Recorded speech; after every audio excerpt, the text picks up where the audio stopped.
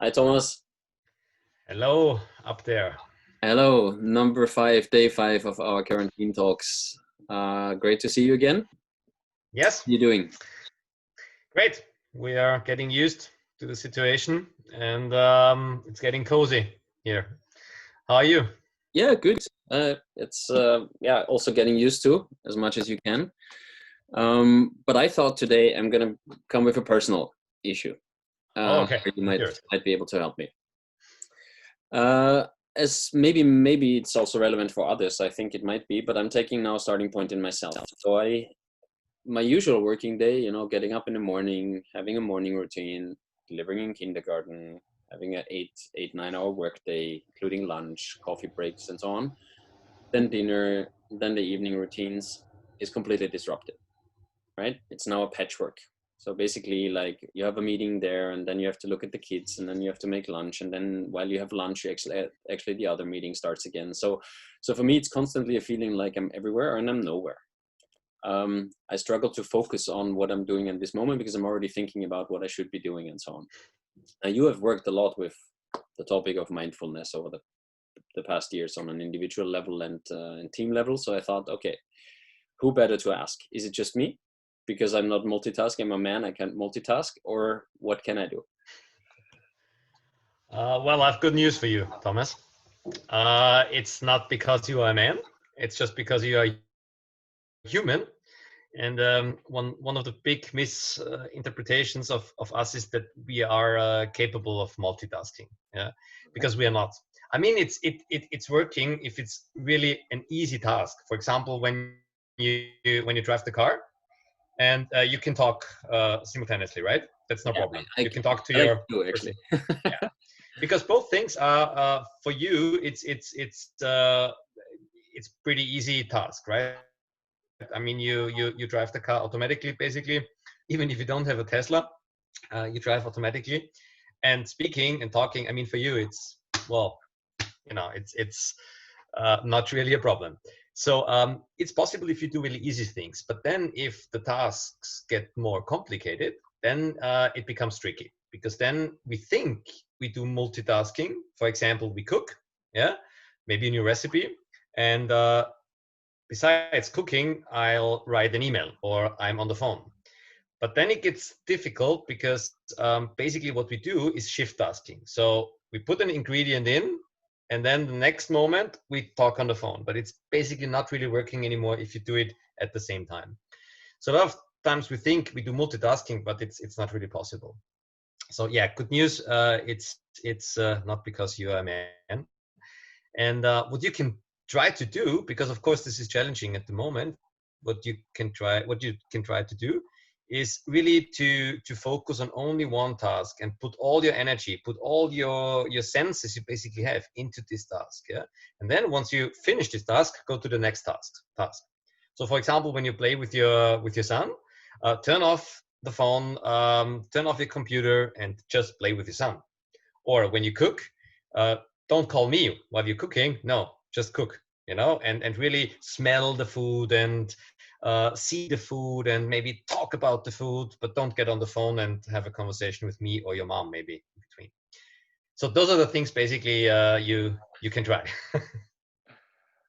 Okay. Well, it sounds very familiar to the concept of prioritization in a way, where you really have to ask, like, what's the task that's actually important this Yeah. particular moment? Because we often think that, well, this can't really wait now, it has to happen now. But at a second look, yeah, it might be able to wait like 10-20 minutes, because what happens if it's not done now? Nothing usually, right? Mm. So that's really a self-perception. Interesting. And also, like, the other part maybe to it, and maybe you have also tips there, is I feel that there's a lot of speed right now in crisis situations, and I know that from my work there's always a high pace.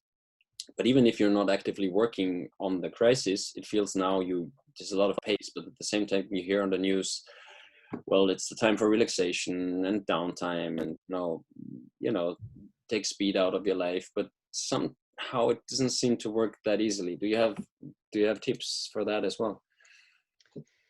I think this is the best time to maybe explore mindfulness in a way that you just start with maybe 2-3 minutes a day trying out a meditation technique. And there's so many techniques out there. You can look it up in the internet, or we can maybe share some exercises later, or in the course of this quarantine talks in the future. So there's a lot of things you can do, but don't think that you have to meditate like 40-50 minutes a day when you haven't done it before. That's way too much.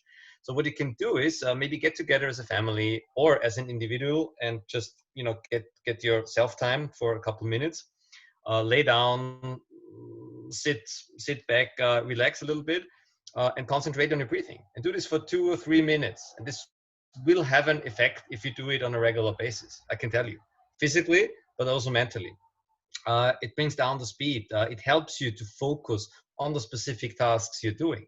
Like the example you were talking before, actually those exercises help us then to stay focused on only this one particular thing.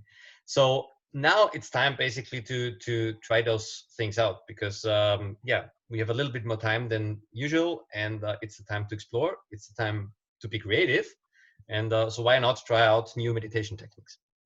What do you tell the skeptics? Now, of course, there's people who say like, meditation is not for me. I've tried this 100 times, doesn't work. I don't see any pictures flying around. So what do you tell them? I'm sure you met many of those. Yesterday we were talking about to be a child again, right? And to get safety in that way. That would be my tip. If you're a skeptic, that's absolutely okay and normal, but try out to be a child again. And I want to tell you a short story. My younger son, when he was 6 months old, he was crawling to the toilet, opening up the toilet, and there was this really magic blue toilet stone, and he licked it. When my wife and I saw it, of course, we immediately kind of screaming and calling the ambulance.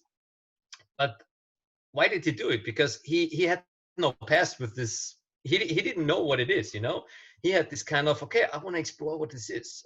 He was curious about it, and he didn't have already set up mindset about that.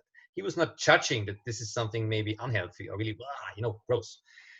And that would be my tip to all the skeptics out there. Yeah, be a child, go in there like you have never done anything like that before, and try it. Okay, I know that sounds good, and I know also from your previous work that that's very effective. Wow. Before I let you go back to your family, maybe you have one last tip or a challenge even for the teams to translate this also a little bit into the work life, and we work also with teams and mindful team development. So, do you have a little challenge maybe for the remote meetings that are going on out there, or anything that they could do? I know a challenge, and this is quite a challenge for all the remote teams out there. But I really invite you to do it. You probably have experienced, not talking to the audience, okay, that you basically cook, and then you eat, and then from eating, you just still with the food in your mouth, you go into the next meeting. So what happens then? It might take a while till you really be in the meeting, because your mind is still maybe on the table with the kids, and also the other way back. So the challenge would be the next time when you start a remote meeting, that maybe you take the first 2 or 3 minutes and start the following way. Each of us in the meeting can close his or her eyes, but you don't have to, and basically concentrate on your breathing for 2 or 3 minutes. And the way you can do that is pretty simple. You're just counting to 4 when you inhale and to 6 when you exhale.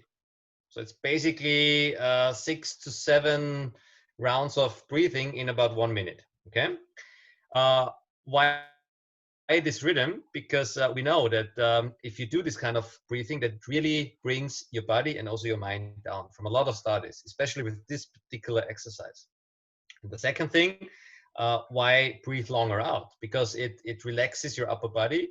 It brings the heart rate a little bit down, and basically helps you to really check in the meeting. So you might be in the meeting then after 3 or 4 minutes, rather in the other case, when you just struggle in and totally stressed start the meeting, it might take 10 or 15 minutes till you really are in the meeting. So that's the challenge. Start the next meeting with this kind of exercise, and we are really, really curious how it's going. And we'll do the same. Yeah, definitely. Absolutely. Also the skeptical. I'm looking forward to that. Thank you very much, Great. Thomas. I think there was a lot of concrete tips, a lot of also, I think, arguments for why mindfulness is not such an esoteric thing, but can be actually used in everyday life and in particular this situation now. So thanks a lot. Well, in this sense, mindful weekend or mindful start of the weekend, and it's start of the spring tomorrow. So yeah, I look forward to our next chat. And Me too. have a very good afternoon. Yes, I will. I will now go back, play with my kids, and turn off my phone. Exactly, and stay away from toilet stones. Yes, I will. You too. I will. Thanks for talking. Thank you That's very great. much, and goodbye to everybody. Bye. Thanks. Goodbye, everybody.